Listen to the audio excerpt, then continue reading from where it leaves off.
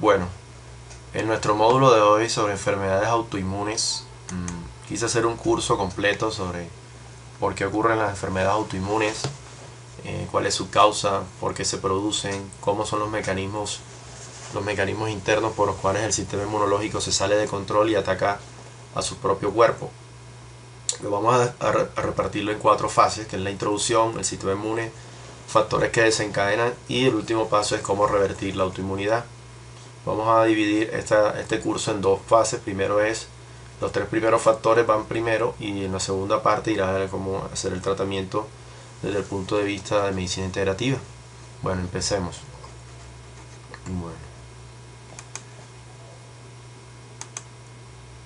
Bueno, dentro de las causas de enfermedades autoinmunes vemos que es un conglomerado de múltiples factores en donde se interrelaciona la genética, la epigenética, el género, factores ambientales, los cuales van a interaccionar y van a desencadenar la reacción autoinmune. Bueno, empecemos por la genética y epigenética. Se habla de que todas las enfermedades autoinmunes tienen un factor genético de base que los desencadena, porque se han encontrado mutaciones específicas de genes específicos que intervienen en la respuesta inmunológica, más específicamente en la respuesta autoinmune. O sea, están mutados los genes que controlan las respuestas autoinmunes. Dentro de la parte epigenética, que más adelante hablaremos de ella, la epigenética es los factores externos que influyen en la expresión de los genes. Entonces, también hay una alteración. La epigenética tiene mucho que ver con los factores ambientales que controlan la expresión de los genes. En este caso, intervienen lo que es la alimentación, factores externos como toxinas, medio ambiente, etcétera, etcétera. El género, vemos que las enfermedades autoinmunes son más comunes en el género femenino, porque las mujeres tienen sus respuestas inmunológicas son más fuertes que las de los hombres, porque la parte del cromosoma X es donde se encuentran, en el cromosoma X se encuentran más de 1000 genes. Entonces, como los hombres son XY y las mujeres son XX, entonces los hombres tienen más o menos 100 genes implicados en la respuesta inmune. En cambio las mujeres tienen alrededor de 1000 genes por sus 2 cromosomas X. Entonces las mujeres tienen una cierta ventaja biológica con respecto a la defensa de las infecciones, pero tienen ese efecto colateral de que la mayoría de las enfermedades autoinmunes son en mujeres porque tienen más respuestas inmunológicas más potentes, por ende las predispone a tener más enfermedades autoinmunes.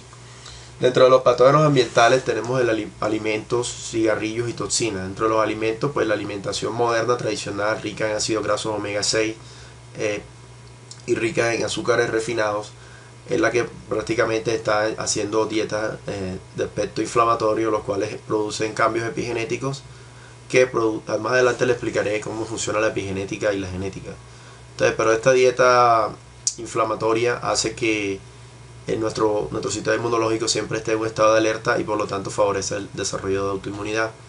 El cigarrillo también es una toxina que aumenta las respuestas inflamatorias, y las toxinas como metales pesados tipo mercurio, plomo, cadmio, aluminio pueden inducir también un estado de estrés oxidativo e inflamación en las células inmunológicas, o sea, un aumento excesivo de la inflamación.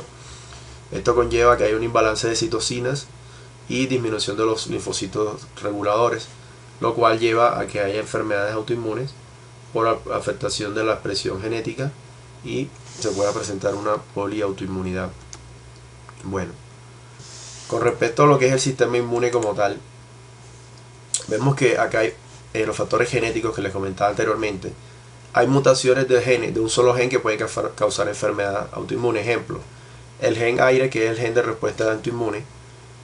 Si hay una mutación de este gen, el mecanismo que controla el gen es la falla en la tolerancia, o sea, el mecanismo que está afectado es la falla en la tolerancia central y produce poliendocrinopatía múltiple. Son las personas que tienen más de 2 enfermedades autoinmunes que afectan varias glándulas y el origen tiene un origen común.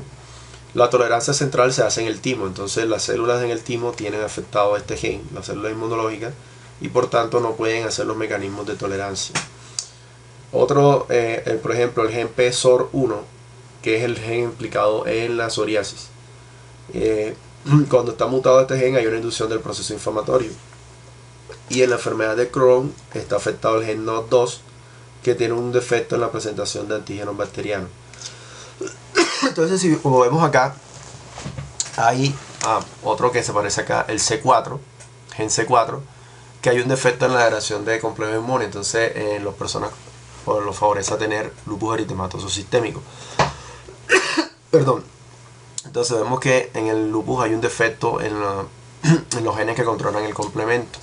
El complemento son unas proteínas del sistema inmunológico que están defectuosas en los pacientes con lupus. Perdón. Bueno, dentro de la tasa de incidencia de las principales enfermedades autoinmunes, vemos acá, la enfermedad más común autoinmune es la enfermedad de Graves, que es la enfermedad de la tiroides, lo cual produce hipertiroidismo. Entonces, esa enfermedad es mediada a nivel inmunológico, o sea, por una enfermedad autoinmunológica. Se considera que es la enfermedad, según las estadísticas, más común. La segunda viene siendo la artritis reumatoidea. Acá vemos cómo está identificado la incidencia por tasa por 100.000 habitantes. Vemos que la enfermedad de Gray tiene 1.000 personas por 100.000, perdón. La artritis reumatoide tiene más o menos 800 por 100.000 y así va disminuyendo. La tiroiditis Hashimoto, que es otro tipo de enfermedad autoinmune que produce hipotiroidismo. Tenemos también el vitiligo, que es una enfermedad en la piel, también es una enfermedad autoinmune. Vemos que tiene 400 casos por 100.000 habitantes. La diabetes tipo 1 tiene más o menos 200 habitantes por 100.000 personas, así sucesivamente. Anemia perniciosa, esclerosis múltiple y lupus eritematoso. Y aquí en la última incidencia tenemos el síndrome de Sjögren, que tiene una menor incidencia por 100.000 habitantes. Estas son como las más comunes. Y acá vemos que hay una diferencia entre hombre y mujer. La línea azul clara indica que es más común en mujeres. Vemos acá en la enfermedad de Graves, vemos cómo hay la mayoría son mujeres. Y el azul más oscuro muestra que la incidencia es menor en los hombres, por lo que ya le había contado anteriormente de la parte de los cromosomas, la diferencia de cromosomas y respuesta inmunológica. Bueno, vamos a hablar exactamente del sistema inmune como tal, cómo está formado, cómo funciona y todo. Vamos a tratar de hacerlo resumido para no hacerlo tan largo.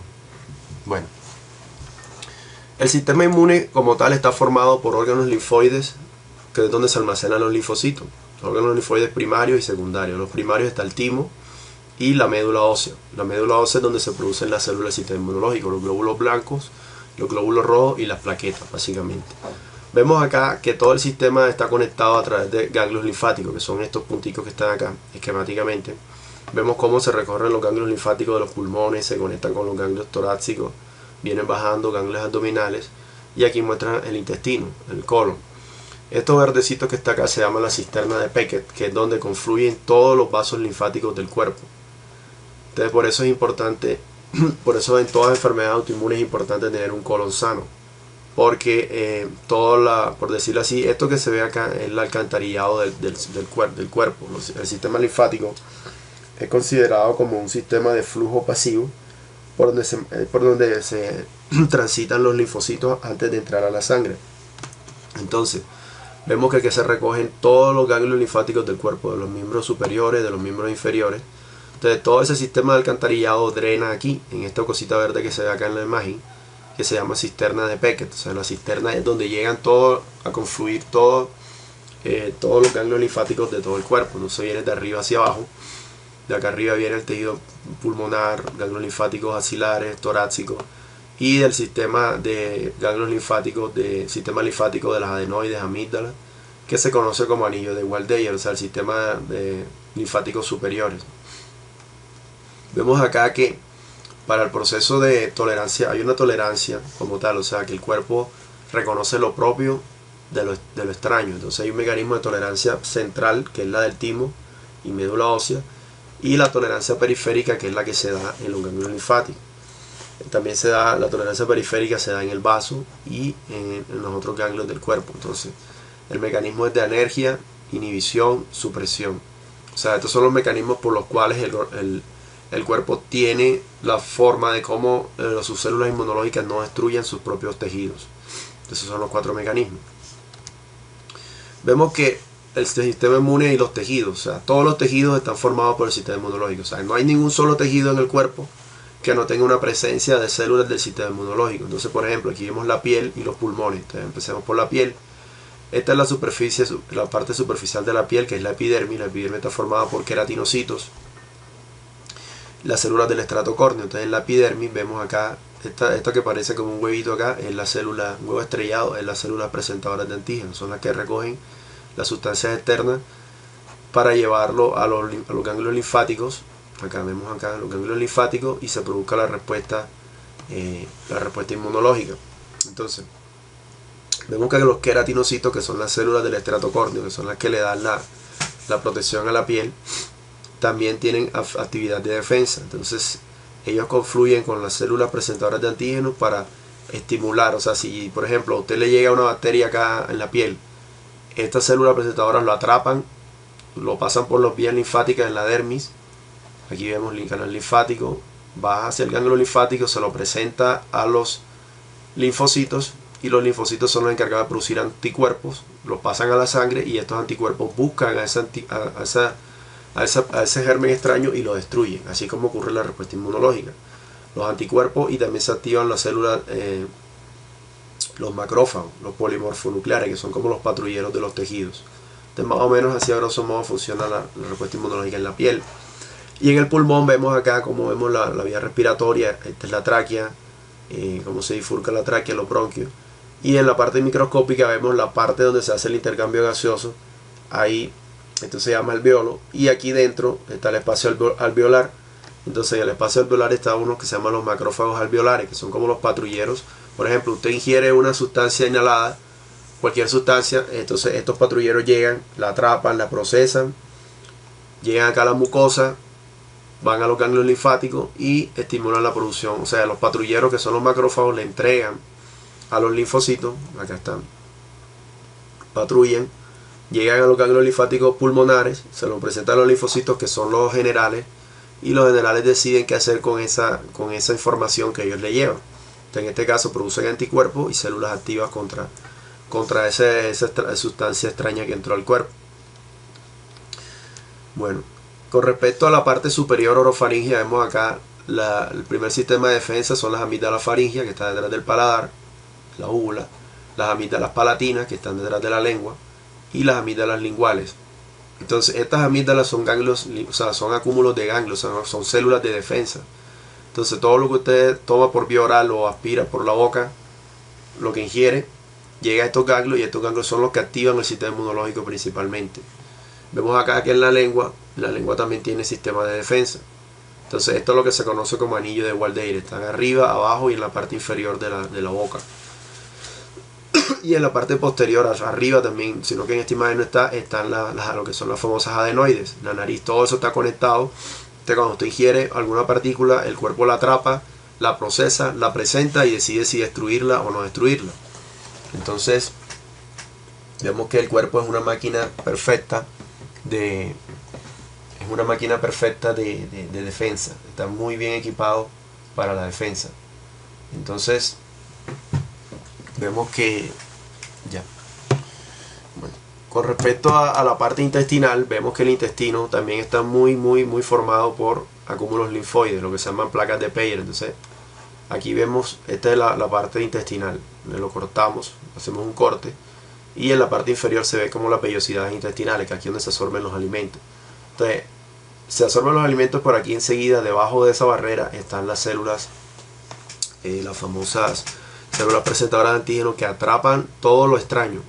Lo atrapan, lo procesan, si sea bacteria, sea toxina, o sea cualquier cosa, lo presentan a los linfocitos, y los linfocitos mandan a los canales linfáticos, y ahí expresan la respuesta inmunológica, sea anticuerpo o sea celular, para producir anticuerpos y volver nuevamente a retomar esa sustancia extraña que entró a nivel de los intestinos.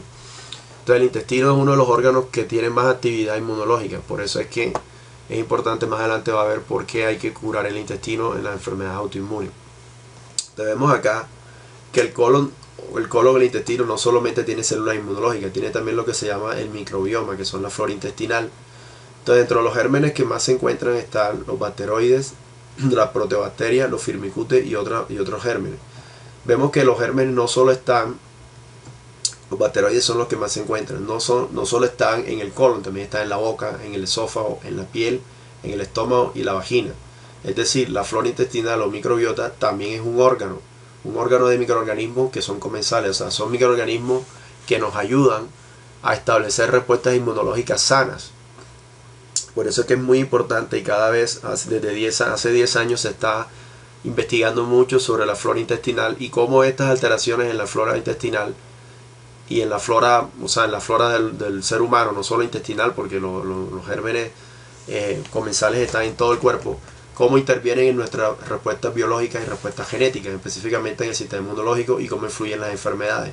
Entonces es muy importante por eso tener un equilibrio en la flora intestinal para que el sistema inmunológico aprenda a reconocer lo extraño y no atacar lo bueno. Entonces es importante mantener una flora intestinal sana y una flora comensal o un microbioma sano para que el sistema inmunológico no se ponga en un estado de sobreestimulación. Entonces muchos de los casos de enfermedad autoinmune es porque el sistema inmunológico está en sobreestimulación, pero es porque se ha dañado la flora intestinal de todo el sistema, tanto del colon, de la boca, del esófago, de la piel, estómago y vagina. Por ejemplo, hay muchos casos de gastritis que son por desequilibrio de flora intestinal. Tiene que ser el famoso Helicobacter pylori, pero es por eso. Bueno, con respecto a los otros órganos también, por ejemplo, el hígado también interviene mucho en la parte del sistema inmunológico. Entonces aquí vemos el hígado, el intestino, el sistema portal, que es la comunicación entre los intestinos y el hígado. El hígado recoge toda la sangre de todo el cuerpo y la filtra, la limpia y la purifica. Entonces vemos acá las venas, los conductos hepáticos. Y aquí vemos que en el hepatocito, que es esta célula que está acá, que es la célula funcional del hígado, en el hepatocito también hay, en el espacio que está entre el hepatocito y el tejido, hay unas células que se llaman células de Kupffer. Las células de Kupffer son los macrófagos del hígado, o sea, vienen siendo los soldados, los patrulleros que están en el hígado. O sea, el cuerpo tiene patrulleros o sistema de defensa en todos los tejidos, porque tiene sistema de defensa especializado para cada tejido, el cuerpo. Entonces en el hígado se llama célula de Kupffer, no es más que un macrófago, este que está acá, que parece un huevito estrellado. Entonces, ¿qué hace él? Cuando en la sangre llegan las sustancias patógenas, los antígenos, todo lo que sea extraño al cuerpo, la célula de Kupffer, que es un macrófago, o sea, un patrullero, una célula inmunológica, lo atrapa, lo procesa y lo lleva a los ganglios linfáticos para que los linfocitos lo procesen. Entonces, aquí vemos lo que es acá la célula de Kupffer, pasa a la célula de estrella, se llama así, y aquí se produce una reacción inflamatoria en el hígado para destruir los gérmenes. Otro órgano también interviene en la captación o en el procesamiento de antígenos, o sea, proteínas extrañas o propias, es el riñón. Aquí vemos un glomérulo. El glomérulo es la parte vascular del riñón. Esta es la arteriolera aferente por donde entra la sangre y esta es la eferente por donde sale. Esta mallita que aparece acá se llama glomérulo, que es donde se filtra la orina y se filtra la orina y se reabsorbe la sangre se reabsorben las sustancias que se necesitan. Y si hacemos un corte microscópico acá, vemos que acá hay lo que se llama la membrana basal. La membrana basal es un tejido especializado que es el que impide que se filtren moléculas necesarias para el cuerpo. O sea, se filtren las que no se necesitan y se recuperen las que se necesitan. Entonces aquí hay una estructura que se llama el podocito, que es una célula también que actúa como un macrófago. Y acá hay otra célula que se llama el mesagio, que no aparece acá. Entonces, el riñón también tiene sus propios macrófagos, o sea, sus propios patrulleros, que detectan cualquier alteración que hay acá en el riñón y hacen una respuesta inmunológica y lo atrapan para destruirlo. Bueno, con respecto a otros órganos tenemos el ojo, el sistema genital femenino y el sistema genital masculino. Entonces vemos en el ojo hay un sistema especial porque el cristalino y la retina están aislados del sistema inmunológico. No, ¿para qué? Para evitar cualquier daño. Y como el ojo es un órgano tan preciado, entonces el mecanismo acá es diferente. Entonces en la córnea y la retina no hay canales linfáticos ni moléculas del complejo de mayor histocompatibilidad clase 2. ¿Ya? Entonces, ¿por qué? Porque si se inicia una respuesta inmunológica severa en el ojo, se daña fácilmente, pues no podemos perder la visión. Entonces el cuerpo tiene ese mecanismo que solo es la parte externa la que tiene respuesta inmunológica, o sea, la conjuntiva. Entonces vemos acá los canales linfáticos de la conjuntiva. Cuando llega un antígeno, sea por el ojo, sea una proteína extraña por el ojo, el cuerpo la atrapa y la pasa a los ganglios linfáticos que se encuentran debajo en la conjuntiva. Imagínense cuando usted le da conjuntivitis, bueno, ahí llega esta célula que parece un huevito, el antígeno, pasa a los ganglios linfáticos debajo de la piel y se procesa, se activan los linfocitos y se producen anticuerpos que reaccionan. Entonces se producen las conjuntivitis y eso, ¿ya? Y también de aquí pasa la sangre por el canal de Slench y pasa de la conjuntiva y pasa a los macrófagos, la sangre, la vena. El patrullero lleva al vaso, que el vaso es un sistema linfoide, y produce anticuerpos contra esas sustancias. Entonces el cristalino se encuentra aislado del sistema inmunológico para evitar daño. Bueno, con respecto a la parte femenina, vemos acá que el endometrio, el cervix, la vagina y las trompas intervienen también en factores inmunológicos. El epitelio, la trompa de Falopio tiene un epitelio, o sea, una capa de recubrimiento que tiene receptores para células inmunológicas, también tiene receptores para linfocitos reguladores y anticuerpos, y otras enzimas que se llaman defensinas que atacan gérmenes que producen daño en las trompas, gérmenes infecciosos. El endometrio también tiene sus mecanismos de defensa, como unas proteínas que se llaman defensinas, y tiene linfocitos CD4, CD8, canales linfáticos. El cervix, el cuello del útero, también tiene anticuerpos, células de linfocitos de defensa y proteínas de defensa.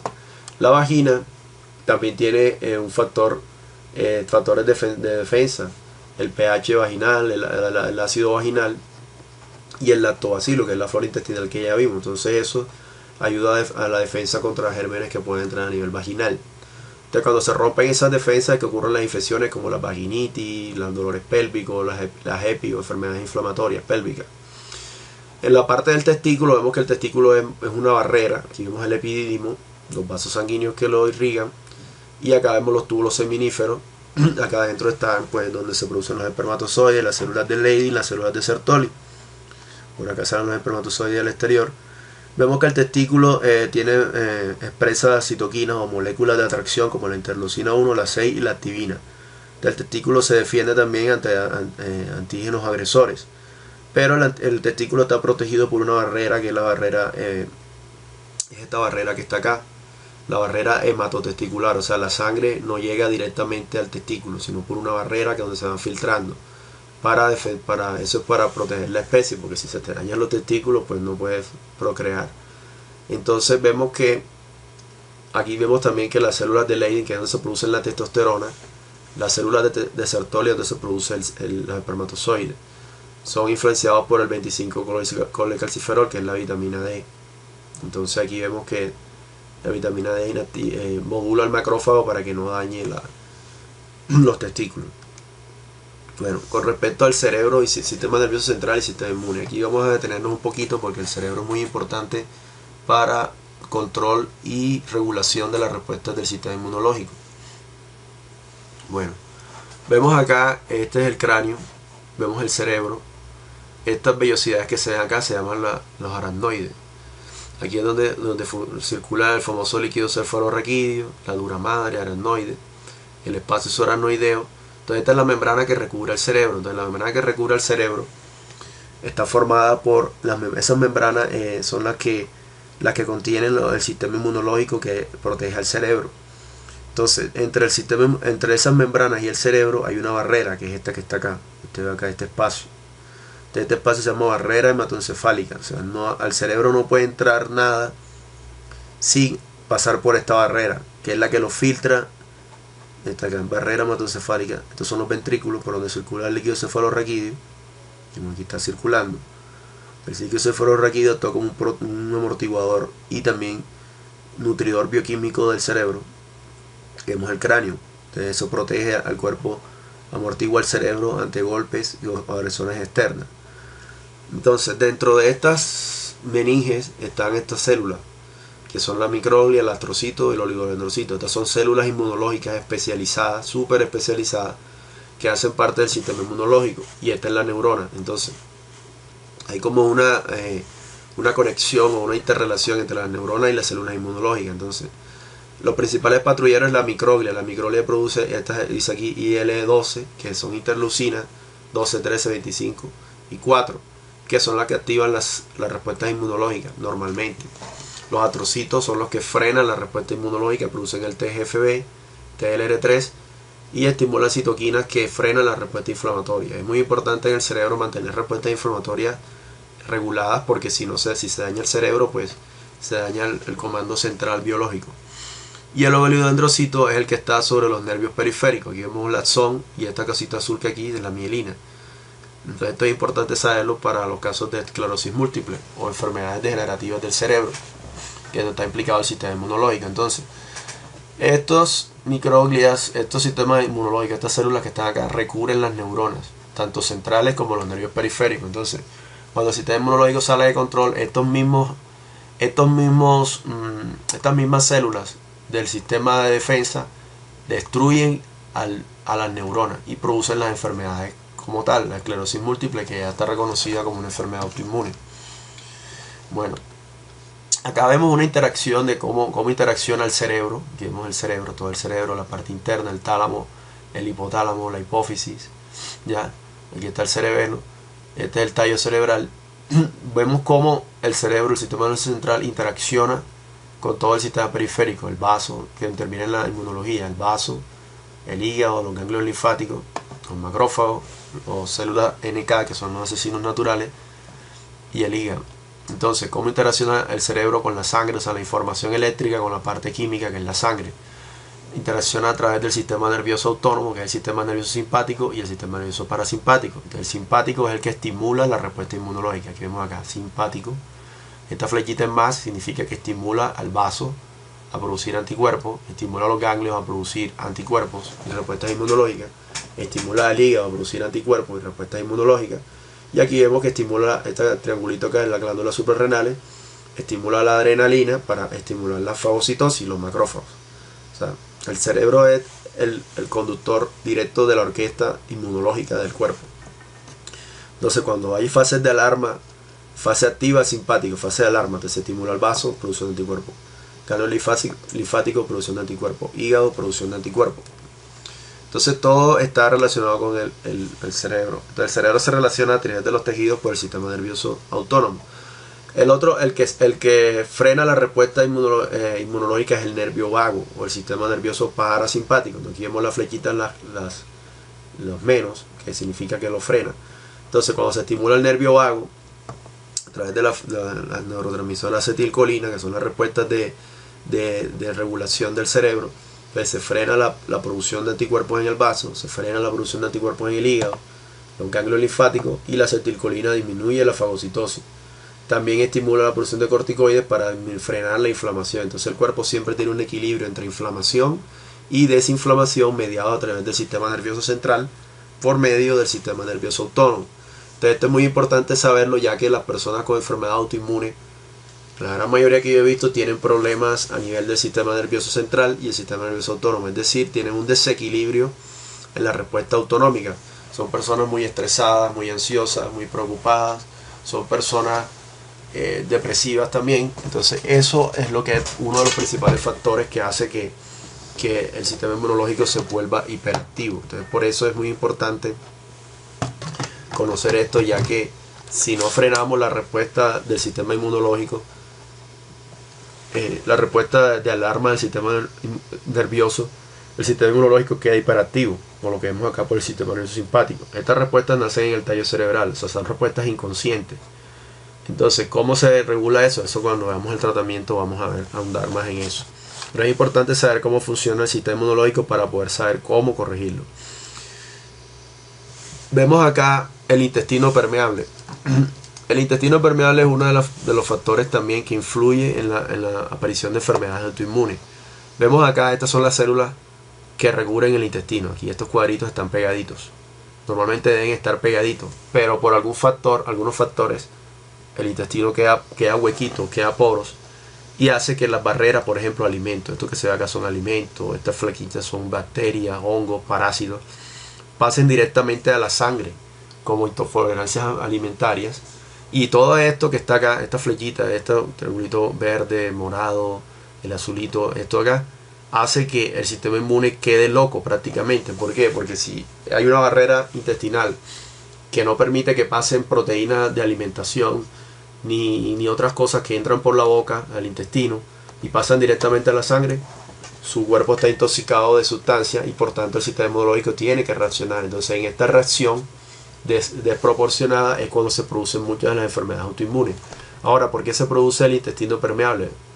Aquí habla leaky gut, es permeable, intestino permeable en inglés.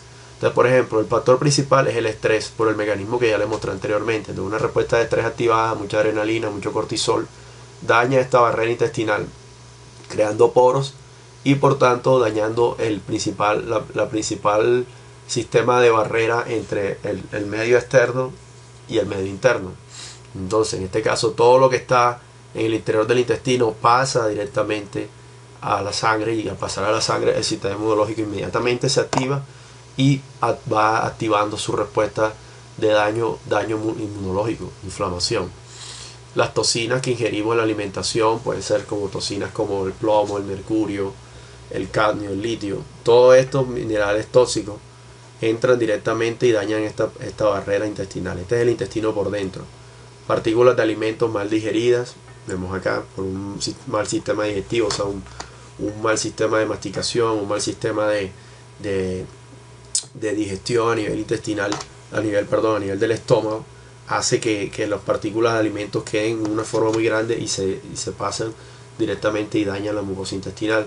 Algunas drogas, medicamentos, muchos de los medicamentos dañan por ejemplo los AINES, los medicamentos analgésicos dañan esta barrera intestinal, la perforan, el diclofenaco, el ibuprofeno. Entonces, el excesivo consumo de estos alimentos también, de estos medicamentos, perfora este intestino y va haciendo que se vaya permeando. Patógenos, gérmenes patógenos, o sea, cuando hay un desequilibrio en la flora intestinal buena, entonces los patógenos crecen y también dañan esta barrera intestinal, generando malformación de órganos. O sea, si tú tienes una enfermedad como tal, una enfermedad hepática, también puede generar un intestino permeable. O sea, el intestino es muy delicado ante las agresiones. Entonces, esta inflamación, todos estos factores que están acá arriba inflaman el intestino. Usted puede comer bien, usted puede no tener toxina, pero si tiene mucho estrés, su intestino se puede volver permeable. Un estrés crónico no curado, su intestino se puede volver permeable y hacer que una activación inmunológica pueda desencadenarle una respuesta autoinmune. Bueno, con respecto a los factores, vamos a dejarlo para otro siguiente video, porque para hacerlo más detallado y poder explicar con calma estos siguientes otros pasos que vienen.